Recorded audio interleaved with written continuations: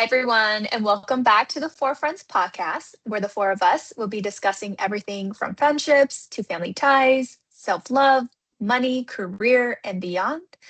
The four of us are also Hmong, so we'll be sharing our experiences about how being Hmong has shaped and played a role in who we are today. With that, we'll go ahead and get started. So, for today, Hua is going to lead the discussion, so I'll hand it off to you, Hua. Okay. Hi, everyone. As a reminder, I'm Hua. I was thinking about topics about what we want to talk about, and I like today. This is a pretty broad topic, and so I wanted to pose to us all: what are your experiences and your thoughts on just really how the Hmong cultural values and ideas on community and family, how has that shaped you? And I kind of wanted to put a focus on more of maybe your living situation, or it's not a specific thing. It's maybe where you choose to live and how what certain things. So it's very broad, and you can interpret it however you want. So I just kind of wanted to ask and throw that out there, and I think that'd be an interesting topic. So yeah, does anyone want to start? Or if not, I could start off and just put an example about what I was thinking. Yeah. Yeah, Yeah. why don't you go ahead and Okay. start us off? Okay. So I guess in my situation, I'm unmarried, I'm single, right? So usually in our culture, it's kind of expected that I live with my parents until I go off and get married. And in our culture, it's kind of hard to oh, okay, butt off from your parents unless you're married.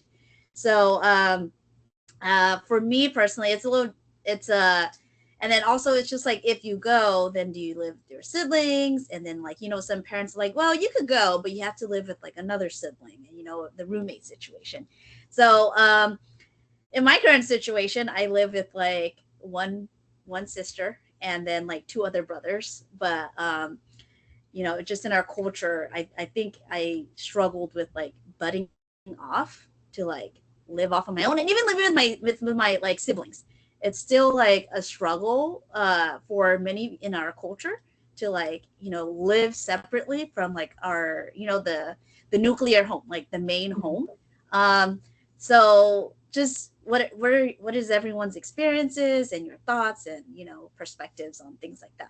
What are your thoughts on maybe parents not wanting you to move out, although they care about us and we understand that, but it's just traditionally they're kind of um, taught and ingrained in their minds that oh, as a family we stay together. And if you get married, so maybe came in for billion child, you're married, you have to stay together in the extended family. We live in a big home. So yeah.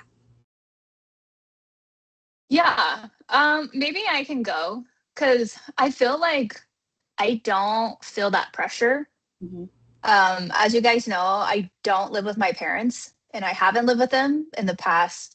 I don't know how old am I? Since I was 18. So there was that period when I moved back in with my parents during COVID, and then of course I'm moving in again very shortly from here from now, and that's primarily because I like my own choice. I want to save money. I want to help my parents out with things, and so yeah, I would say I don't feel a lot of pressure, and I think that's because my parents are I would say my parents are very progressive. They have never made us feel like we need to live with them. And they have never made even my brothers who have kids, who have wives, feel like they need to live with them. Instead, I feel like they have always said, our house is here for you to come back whenever you want to because you need a shelter or because you need support or for whatever reason this house is always open to you. And so right now no one lives with my parents because no one needs to. My parents live alone. They have a house, they have land, so they never tell anyone to come live with them. The only time they do is when they know that when someone is struggling.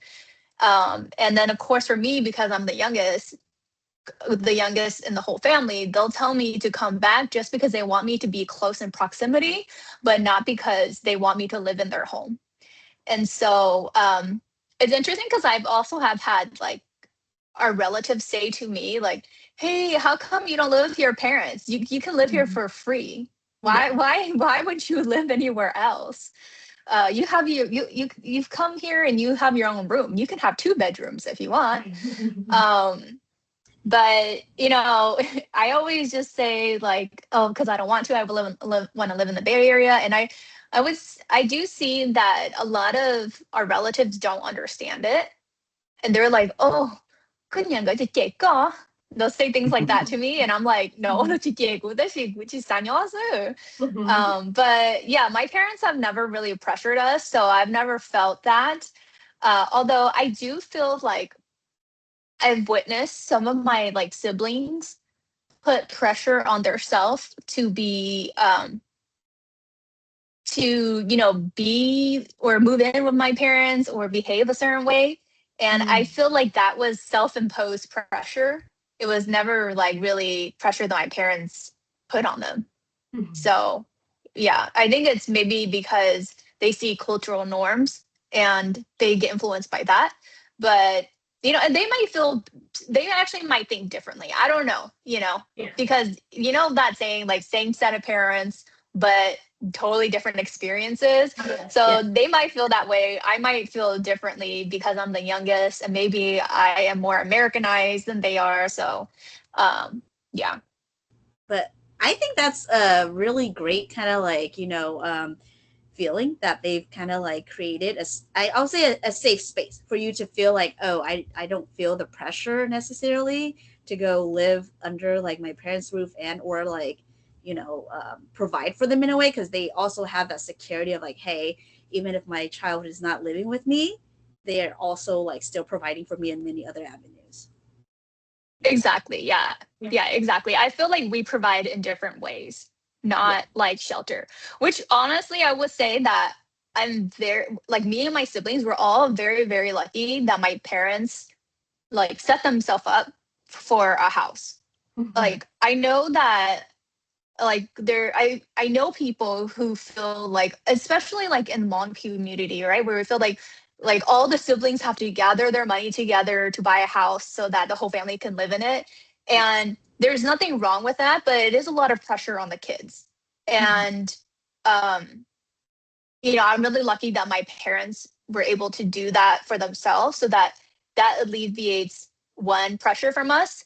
Now we still have pressures in other ways, but it's like one less thing for us to worry about for them, when like we all know our parents don't really speak English, right? So it's Yeah. like we have to do so much for our parents because of that. And so it's just one less thing for us to worry about.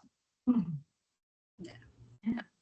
Okay, well, maybe I'll pose this question to Billy and Chow, since you guys are married, and usually Hmong families, or it's kind of like, right, Chow, or for us, we're single, unmarried, and then you go off and you get married, and then now it's also expected that, as a daughter-in-law, you move in with your in-laws or some kind of like communal kind of family, and then also usually you want to live closer to your family for like anything that gatherings you may have, and we're just having that community, because Hmong people are deeply rooted in having that like space for one another and or reliance on the other. So has how has that shaped your like maybe your decision in living in Sacramento or living in Fresno, I don't know, wherever, like it may Yeah. how it may have influenced you.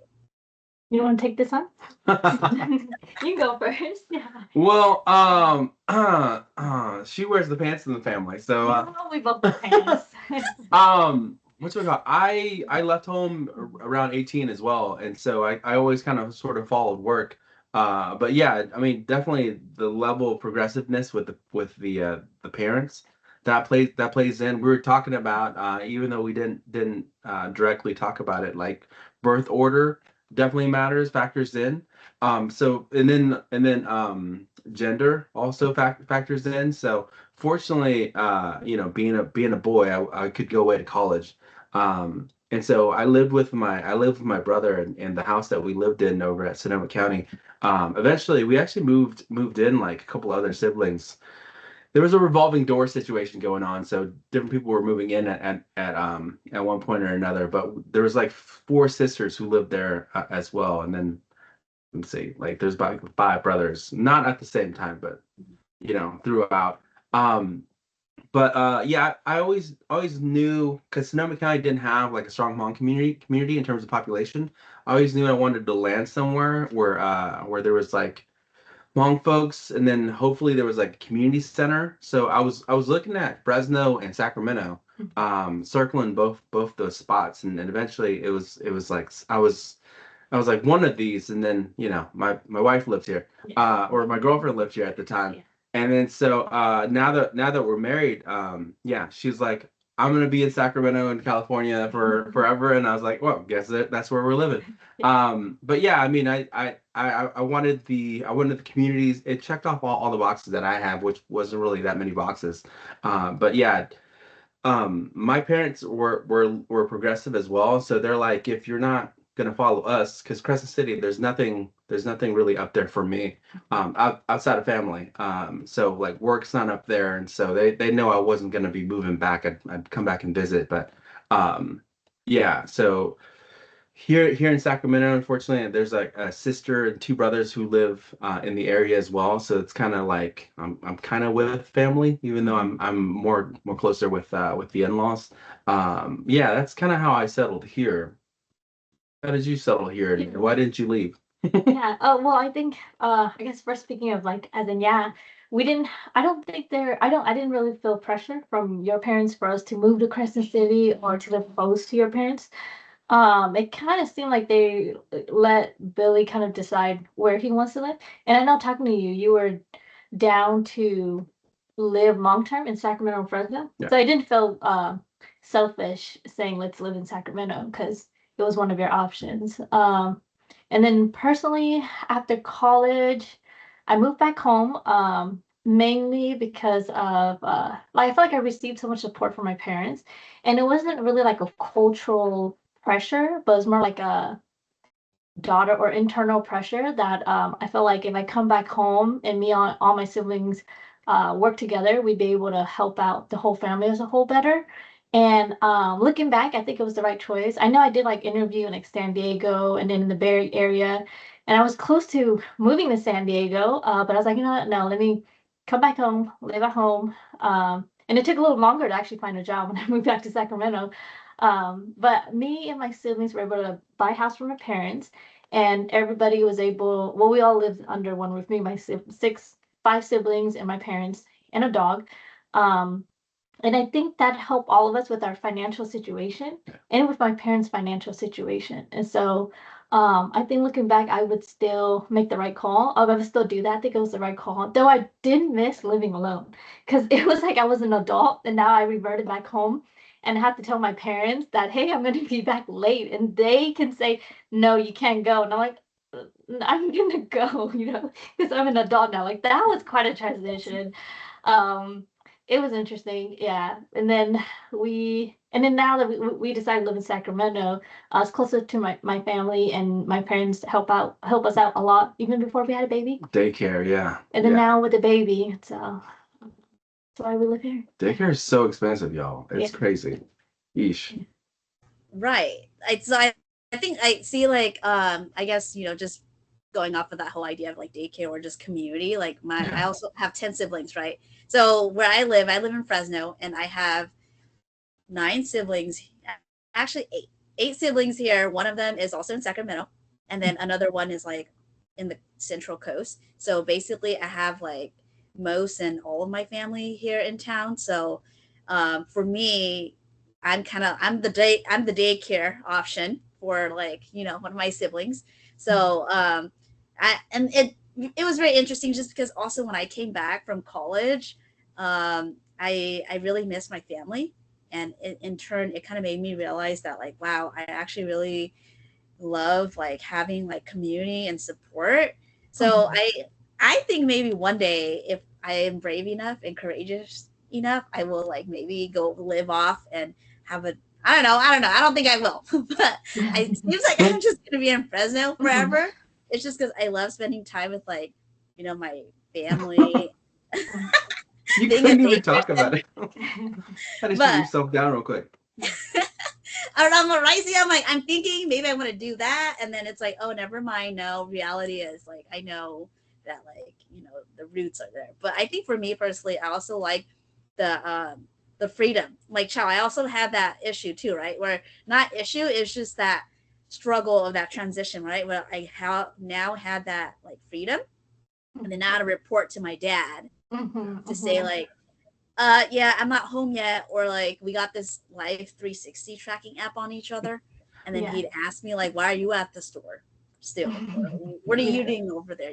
So so that was a different transition for me, but I think for me, I probably see myself as like living in Fresno long term because of my family. So maybe the next question is, how do you picture yourself like long term? Like, is it because your family and you want your uh, child to grow up with like family, and or like just having that like similar community that you grew up with, like knowing your like Hmong roots, or just maybe having that experience, or that doesn't play a role, it's just you enjoy living in Sacramento and or wherever you are, so that's where you're choosing to. I guess I can go. So I don't know. I think for me, it's very dependent on like whether I end up with someone who lives somewhere else outside of Fresno. Mhm. Like, I personally don't love Fresno just because like the weather is probably the worst thing for me. It is Um, terrible. it's brutal. Like, I think a few weeks ago I was there for a week and I was like going crazy. So um yeah, even my mom was like, she was like, "Are you gonna last?" I'm like, "I don't know, man. I don't know."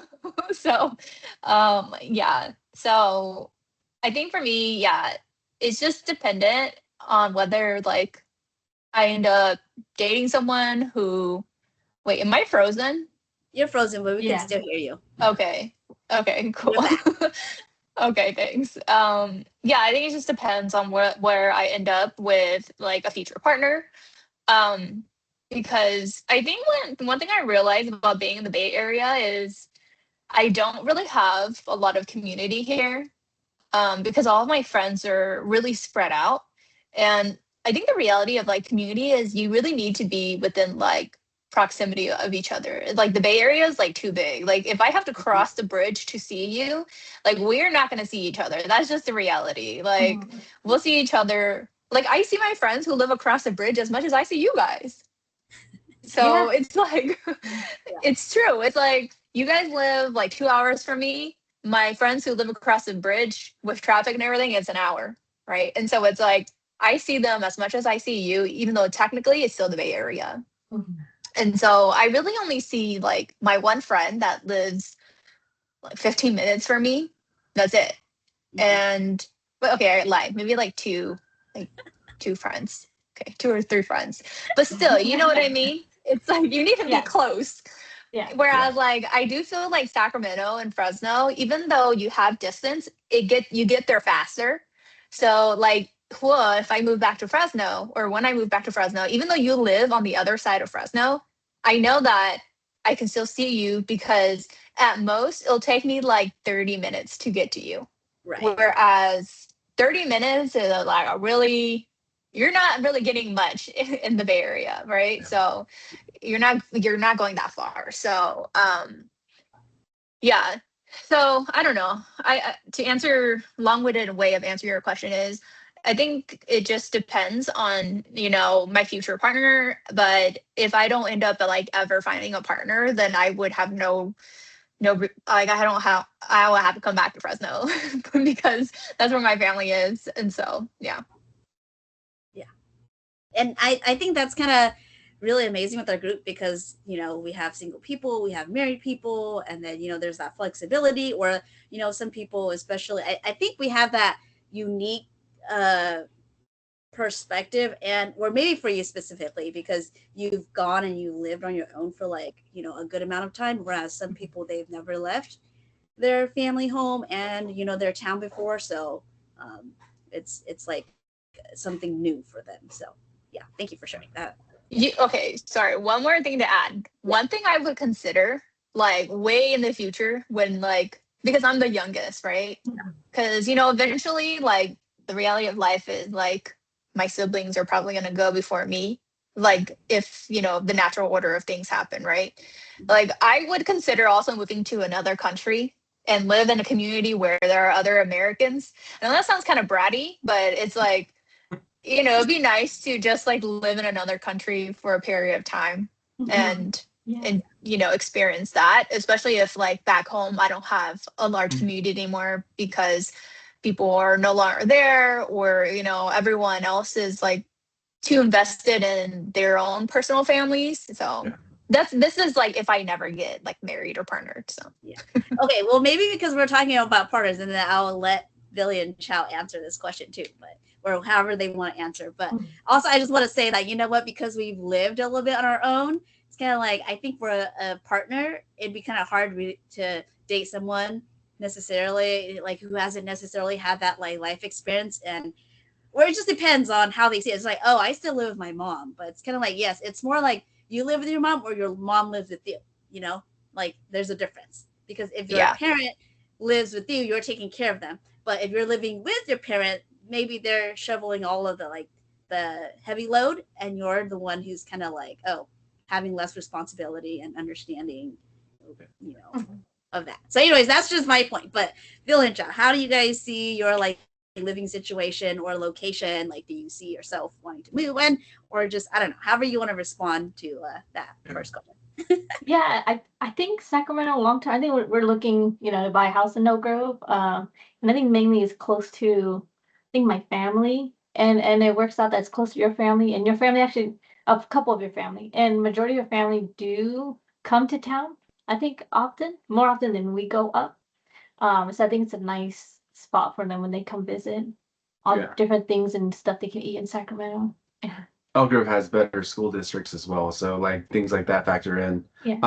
I do have this dream, like when the kids are grown or you know out of the house and we become empty nesters, like that. I think that could open up the possibility of traveling more and then maybe even living in another country. I had this like fantasy of like, all right, you guys are gone, we're still in the house. Yeah. Don't call us, we'll call you. Yeah. Yeah. So, but like, yeah, that's not for a while. And then so a boy could dream.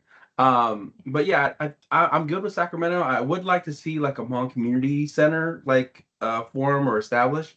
I would like to see more from the community organizations. So I could see me helping out and having a hand in that in the future. Hopefully, if there's room, if there's opportunities there. Yeah. So I'm good. I think I would like to stay in California.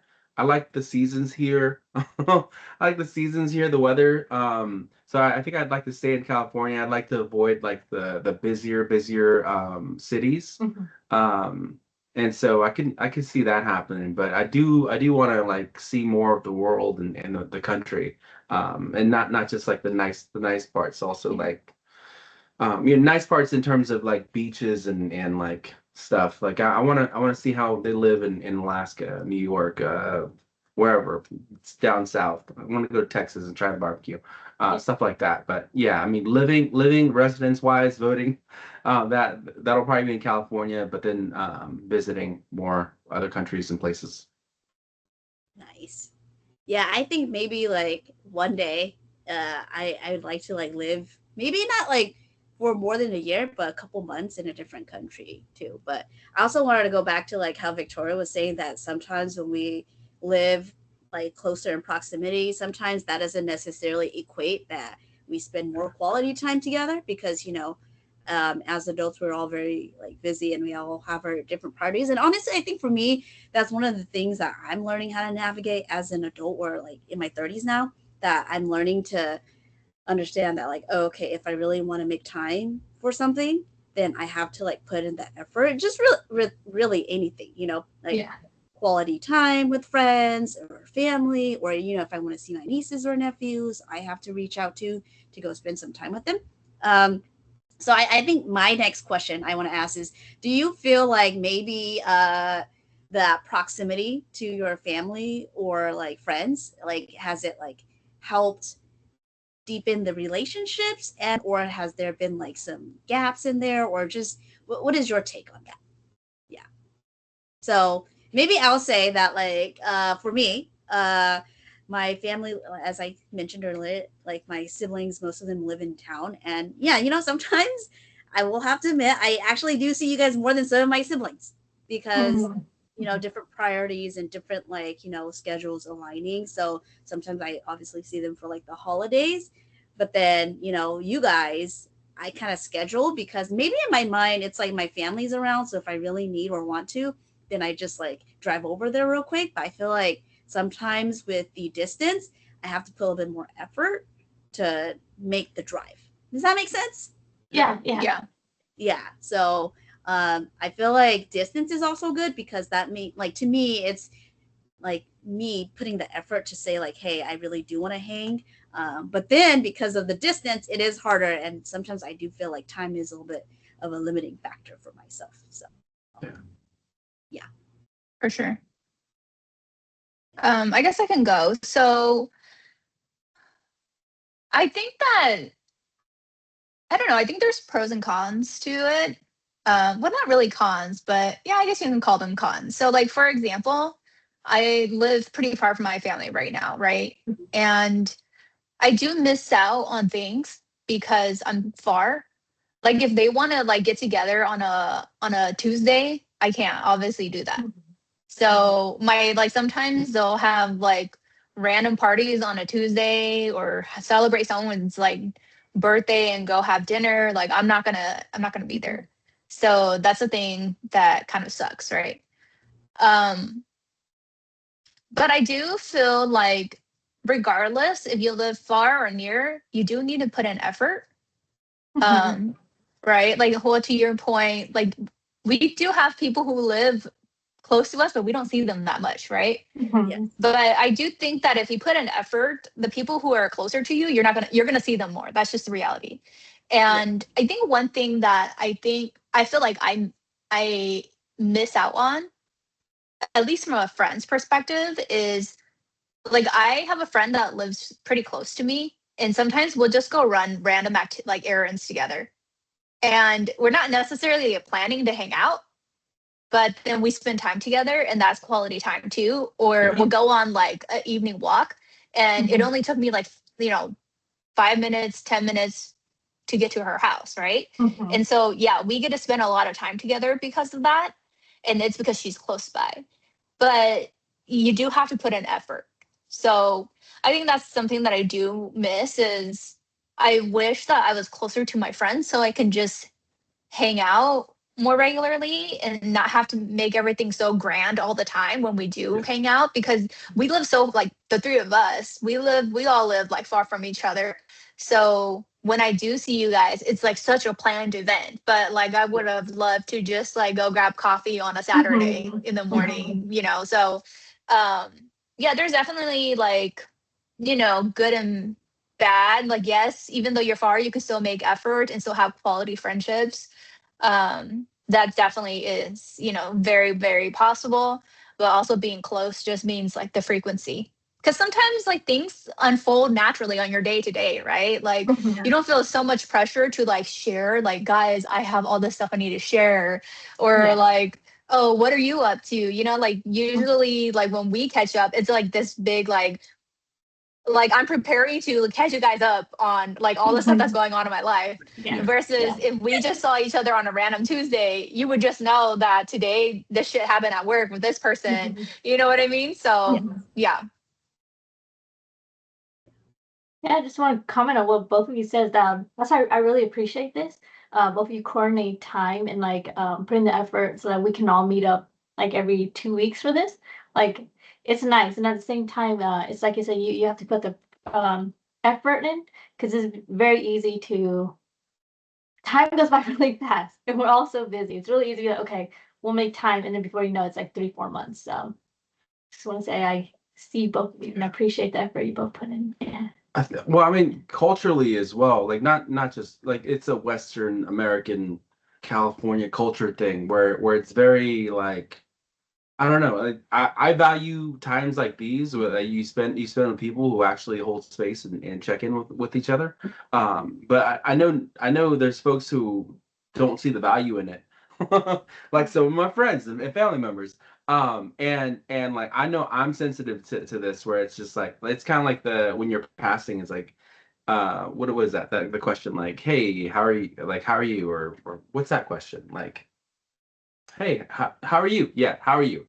You know when they ask you like, how are you? Oh, how are you? And then no one answers that question, Yeah. which is like a common Or no one California thing. answer it like for reals. They're just like, oh, I'm Yeah, good. yeah. I'm Yeah. good. Yeah. I'm good. How are you? Yeah. Good. Yeah. Yeah. Good. And then you're like, there's not enough time.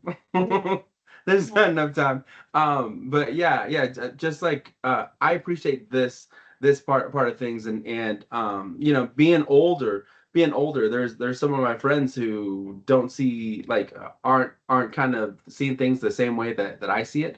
And so I've lost a little bit of like those relationships, because when you grow up, your friends are who you go to school with, or who you went to school with, or like a cousin or a relative, and then after high school you can kind of sort of pick your friends, which is like a beautiful thing. And yeah, I have all different types of friendships, but then yeah, it becomes challenging with like space and then time, and then also with commitments with us having a kid now. um yeah, it's definitely challenging, but just in terms of pouring into the relationships that I like kind of sort of Feels you. yeah fills you up a little bit. So yeah, I appreciate this also. I forget the original prompt. I was just answering that one. Yeah. Yeah. Can I add on to that a little bit? Yeah. I just want to say for like both Billy and Chow, like of all of my friends who have kids, you guys are like the most like consistent in still keeping touch. Like Oh, really. So You know what? like just thank wanted you. to give you your flowers. Oh, And Like like I take responsive. no offense. Yeah, I take no offense because I know like anyone who's like going through parenthood right now, like all my friends, if they don't respond for a few days, like I take no offense. But you guys are like literally so good about still having your friends and not just like, you know, only friends with other people who have kids, which is like, as someone who doesn't have kids, I appreciate that. Like I have had to go make new friends because people move, or like my friends will have kids now. And so like as a person who is single, you realize that you have to like consistently add friends, or Yeah. people are doing other things in their life, and which is fine. But if you want consistent friendship, you kind of just have to get new friends too. So Yeah, sometimes it's before the kids. Sometimes it's like relationship wise. You see people pair up in a relationship, yeah. and then you just see less and less of that person. I know from a yeah. guy standpoint, it's kind of just expected, where it's just like, oh, he's gone. Yeah. He's gone now. You're coming in and out. Oh, yeah. You're coming in Yeah. and out of the focus. So Well, I know for me, there was a little bit in there at the beginning when she was younger where it was I guess I didn't keep in touch as much, but I know Billy would be like, okay, you're happier when you talk to your friend. You need to talk to your friend. So it helps that he's telling me that I need to yeah, keep talking to my friends. And I think that really helped. And another part that leads into your original question is, I think we're lucky we live by my parents, and my sister is very hand. My sister's like her second mom, that we can do this. We're like, okay, we're gonna pick her up late today, and I was like, hey, every 2 weeks we're gonna pick her up late, um, on this day. And my mom's tired. My mom watches her for like 8 hours, but my sister's home at like 4 or something, and then she watches her for the remainder of the time, and so it's a little less strenuous on my mom.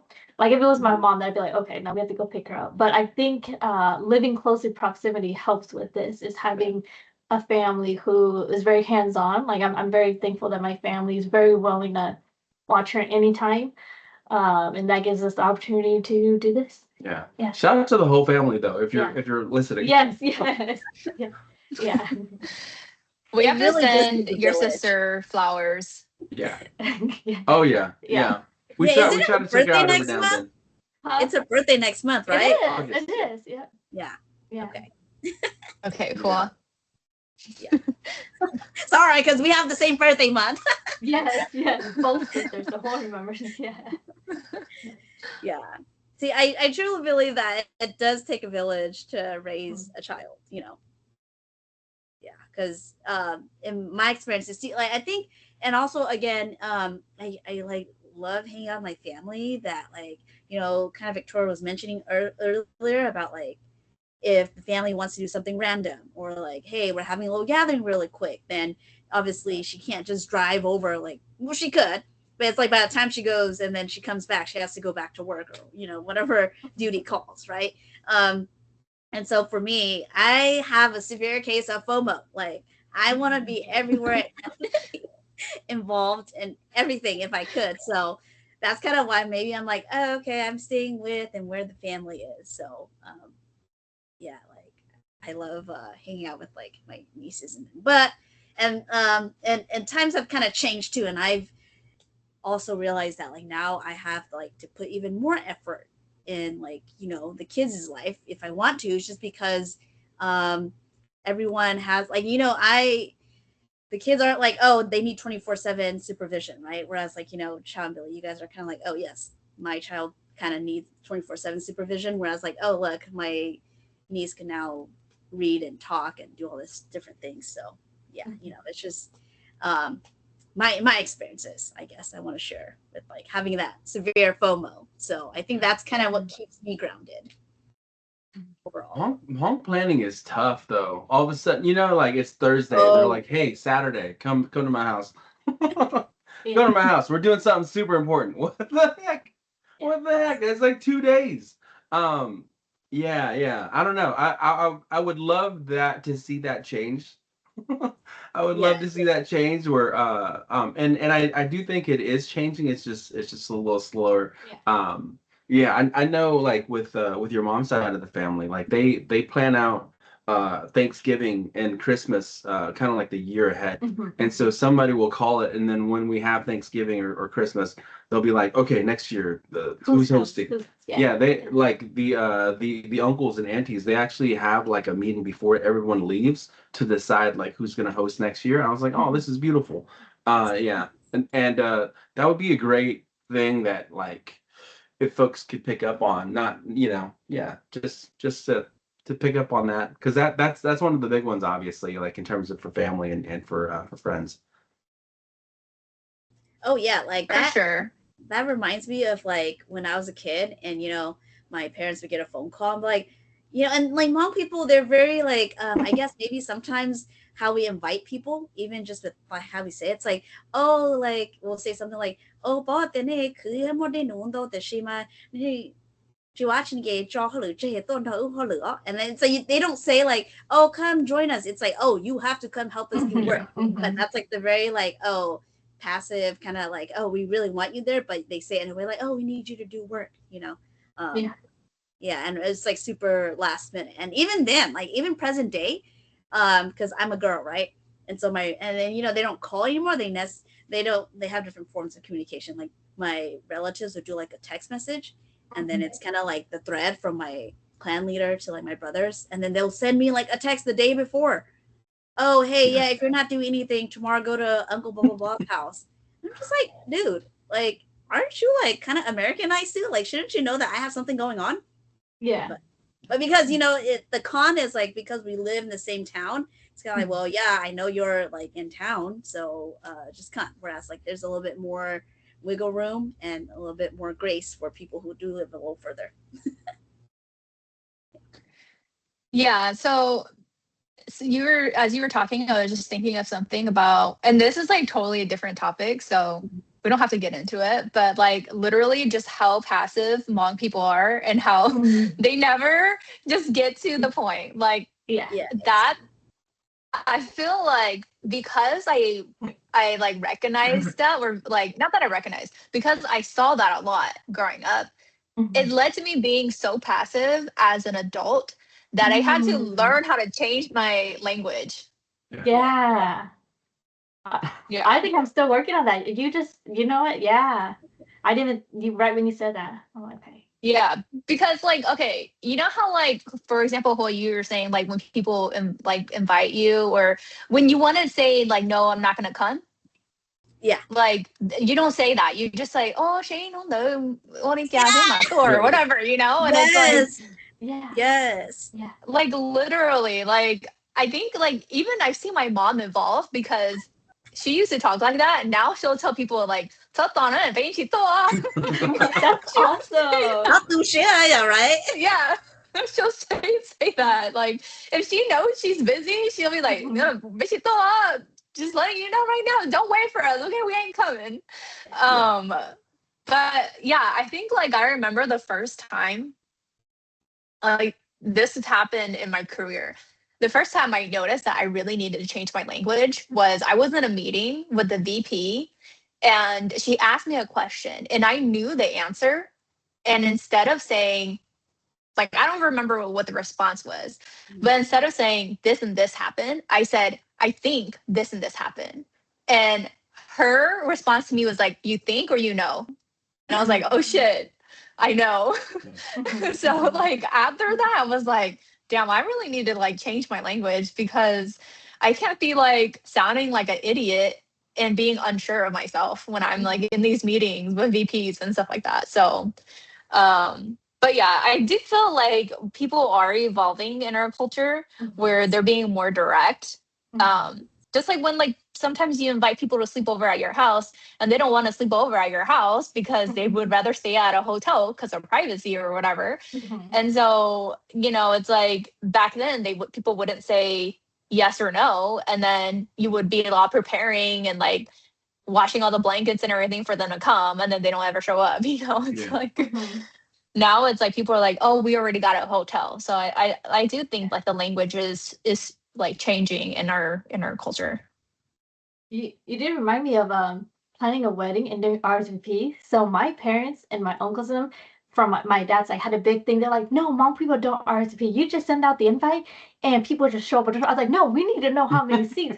We're gonna ask an RSVP. And it was like I had had a long time. My parents like, I know you guys don't want me to do RSVP, but I am doing RSVP. People have to send me that. And so there's a couple people like my aunties that I had to call and be, hey, are you coming? Are you not coming? Hey, like my American wedding's on this day, you know, because it's kind of like I think like a new, like I do see more and more people sending out RSVPs for like Keith Day and stuff. But I think before, like it was a little harder to grasp. Like, oh, we have to send a letter or we have to text. Like for my dad's party, my dad's like, people don't need to send RSVP, okay? Just make sure you have like 300 seats. We're like, okay, we got to find a venue with 300 seats. We may not fill it up. But we send out invitations for ours. If you just, hey, on this day you're like invited, and people just show up or not. And we actually had more people than those 300 seats. But yeah, you just remind me of this about planning weddings and events. It's a little harder with the Hmong community. Yeah. Well, even like as a guy, there's like folks used to ask me what I'm doing on the weekends, and then I used to be like, I don't know, because that's the response that you give because there's like a random party that you have that comes up or that you find out about that you have to go, and so you have to keep your weekends clear. But then from an American perspective, when they ask you and you don't know what you're doing this weekend, like it's just like, how come you don't know, you know? Or like it's really hard to like to plan with you if you don't even know what you're doing this weekend. And so like I've had to change that, but then like I see it in the students that I help. Some of the guys are like, well, I don't know what I'm doing this weekend. I have to kind of keep it clear, or like especially if they live in close vicinity to like their parents, because every now and then they might get called like, oh, I forgot to call you, but I need you home this Saturday, you know. So yeah, that's something that I had to deal with like in the professional world as well as far as like what's happening this weekend, so that like because even just in terms of casual conversations, they're like, what do you have planned this weekend, or like what did you do this weekend? Yeah. Right. Okay. So now I also want to bring up the whole idea, like now on the other side, when you're a host, right? And it's like, I don't even know how many people are coming. What kind Oh of my goodness. like the dish that we have to cook. And you like, it's complicated because when you're the host, now it's gonna say like, oh well, yeah, this person was like they do like stingy and like how they cooked and the food wasn't even enough. But now as like from the American perspective, you're kind of like, how how was I supposed to know that you were gonna come? Yeah. Like I invited like these 300 people, and now I'm just expected to cook enough for 300 people. Not that 300 people are gonna show up, but there may or they may not be 300 people. Yeah. Yeah. But again, I think we are also getting better with like, oh, okay, understanding that like, okay, we see some reason to some of this like structure, and I think we're slowly transitioning towards that, which I think in turn is good, and especially for like if you're doing like an American kind of type like event, right? Where like, hey, we want like, because sometimes like the American perspective is like we want all our guests to be comfortable, whereas like Hmong is like, oh, we have that term like, oh, JTT, but shitty, right? Which is basically saying like, oh, our facilities may not accommodate everyone, but then like the host welcomes everyone like gladly, and we're here to like provide a space for everyone to gather. But American is more like, I want to provide a comfortable space, and not that we're excluding people, but it's just when these ideas clash. But I think we're working towards like something like that. Oh man, I run into that with my siblings, like because I'm the AH over here because I'm like, hey, if you're gonna drop by, let me know. And it sounds like they need my permission to swing by, and I'm like, I no, I like being a good host. So like one, I need to know if I need to be here when you come by. But then two, like Clean. yeah, there's food. Yeah, clean. There's clean. Maybe that's two. Two is making sure the place is clean or at least presentable. And then three is like, while you're here, if you're here for a while or if you're not here for long, I need to know these things to make sure that we have drinks in the fridge and food like that we can snack on, stuff like that where it's yeah, it's a whole ordeal. Like one of my brothers stops by and like if he's coming, we're getting food. I'll have to get extra food that just in case he drops by. And every now and then he's like, "Oh, I'm coming by," or like, "I'll just come tomorrow." And it's like I've prepared this stuff for when you said you were gonna come over. And then like sometimes like folks are coming over, so it's just like, oh well, I can't leave. To go run an errand or something like that because somebody's supposed to be over in like 30 minutes or an hour, and then every now and then that stretches or if they show up, yeah, it's a big ordeal. Communication's not the best. Well, at least in my family, I can't speak for the culture, but yeah, that's something that I have to deal with. Or sometimes I feel like in our culture, it's kind of ingrained in us to be good, like hospitable hosts and make them feel welcome. Like your house is also like, oh no, they it's not just like, oh, your house, it's everyone's house. Yeah. So that triggered a memory of mine that like, you know, food is like when you go out, you have to pay for the food, and then like sometimes like here in the American culture is like they kind of like, oh, okay, did you need anything else? And it makes you feel like, oh, okay, maybe we should leave, right? So there's this one day I invited my friends over, and I was like cooking and doing all this stuff, right? And my brother was like, why are you like stressing yourself out? But I think a part of me is it's just kind of like as adults, you want to like have that like comfort and host your like friends and family, but then in turn it's kind of like, okay, you're coming, right? You're scheduling and we're coming. And sometimes like, oh, something came up and you're like, oh, okay. Yeah. Well, I know from my side, like when I host, it makes me feel good. Like if that I can provide that for guests. Yeah. So there's that, but I don't know. I don't know how it comes across. Like they could be like, man, Billy's always stressed every time I go visit him. Yeah. No, that has happened where someone has asked me, hey, does it feels like like it feels like I don't know if I can come over because I always have to let you guys know, and I'm like, yeah, just for like everything you just said, and the other part just safety because I know for Billy, like if he hears a noise, all the ring, I was like, who's that? Like, why did I hear something else? So that's why I had to tell them, like, no, it's just because of these. It's not like, oh, you can't come over, you can't come visit us. So my culture is like for houses and stuff. We have floating set of keys. Like one of the apartments and the houses, there was like maybe I don't know, allegedly 10, 20 keys out there. And so every now and then you hear a jingle at the door and somebody just walks in. And I'm like, hey, y'all need to tell me. Like, I need to know who's coming in my house. Cause like we had a dog at the time as well, and so he'll go off and it's just like, what's happening? So like I appreciate the heads up, but yeah, on the flip side, like if I am able to provide, cause I do believe in that. Like when I go to towns and cities where my friends live, I like giving them a heads up, even if I'm not going to see them. Hey, just letting you know I'm in your town. Like it's really quick, but I just wanted to let you know I was thinking about you, stuff like that. That makes me feel good. And then on the flip side, like if people don't do that to me, I'm like, what the heck? You were in my city. I didn't even hear from you. Yeah, but yeah, when we are able to connect, even if it's like, let's go grab coffee and then we go our separate ways, like it feels good. So Sure. I do feel like it's I think if you're gonna go to someone's house, you should announce. Like that's just me. That's like the baseline. Like you would I think. wouldn't yeah, I wouldn't show up at my sibling's house unannounced because I don't know what's going on with their family or like just respecting their marriage too, like I wouldn't just show up. The only like my only sibling that I go to their house unannounced is my brother because he lives next door. So I'll like go ring the doorbell if I need something. But I mean, I'm not gonna be like, "Hey, I'm coming over to ask for like some sugar," or Yeah. whatever. So he's like the only person that I go to his house unannounced. Yeah. But yeah, all my other siblings, I'll be like, "Hey, I'm gonna stop by because I need X, Y, and Z or whatever." Just because I don't want them to like be surprised, like I don't know, like shit, they might be arguing. Who knows? Yeah. Like Yeah. Yeah. Yeah. Oh man, there is this awkwardness where you see people, you're like, are y'all good? Oh yeah. Are y'all good? Or like people who are dating, it's like, okay, do I bring this person up or I gotta wait till you bring this person up for me to check? Yeah. Yeah.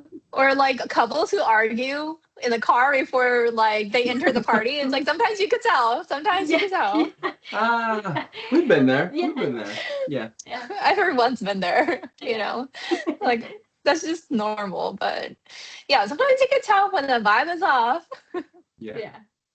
Yeah. Billy, I also wanted to say that, like, earlier when you mentioned that, like, whether you're visiting a friend or not, or family, whatever, even when you're in the same, like, town or something, and you tell them that, like, hey, I'm in the area. For me, I also like doing that just to, like, confirm, like, hey, just reassurance for me, like, to a friend. Say, like, hey, I know you're not here to visit me, but then also, like, if you need anything, like, hey, remember, I'm here. And you could Yeah. also, like, call me if, like, you need me to come, Yeah. like, do whatever it is, run an errand for you or so. So I think both ways, it's really nice.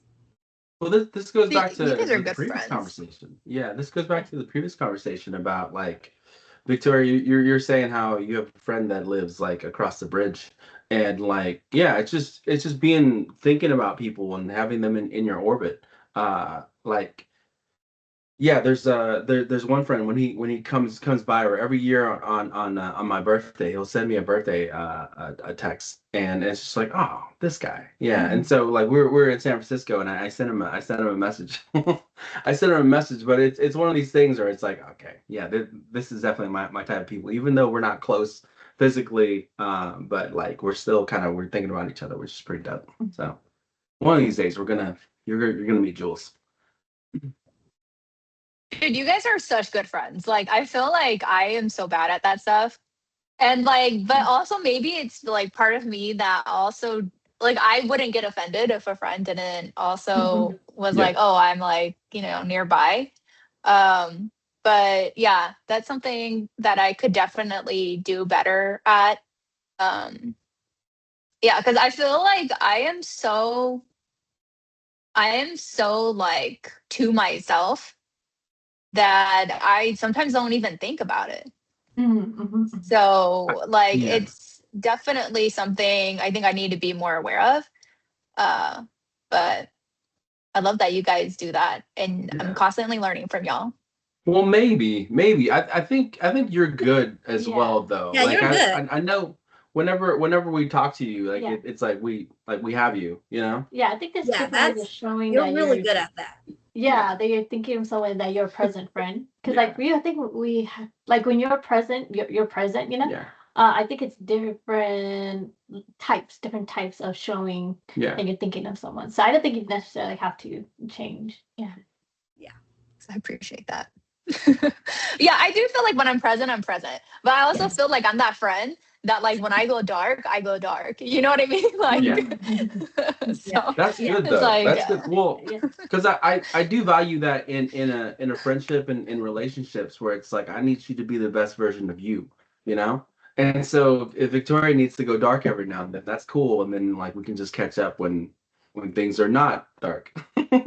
You know, like I have that with some of my friends as well. And like there's different types of friendships and relationships, and they can be different but like good at the same time.